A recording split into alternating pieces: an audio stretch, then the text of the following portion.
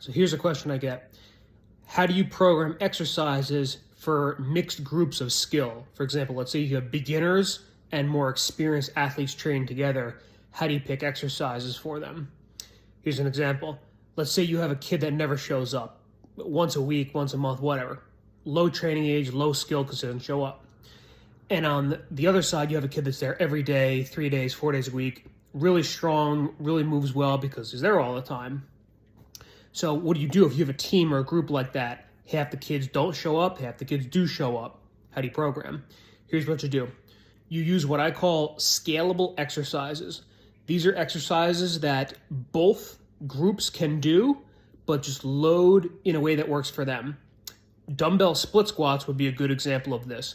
Your advanced athletes could use 60, 70, 80-pound dumbbells in each hand, and your beginners can use 10s or 20s. They can both do the same movement. They can both get a stimulus from it. They just load it the way they need to. Or an exercise with a minimal variation. So chin-ups. Your advanced athletes can do regular chin-ups or weighted chin-ups, and those beginners can do something like chin-up negatives where they just lower themselves down, or like band-assisted chin-ups. So either exercises that both groups can do, loaded to what they need, or exercises that only need simple modifications for either party.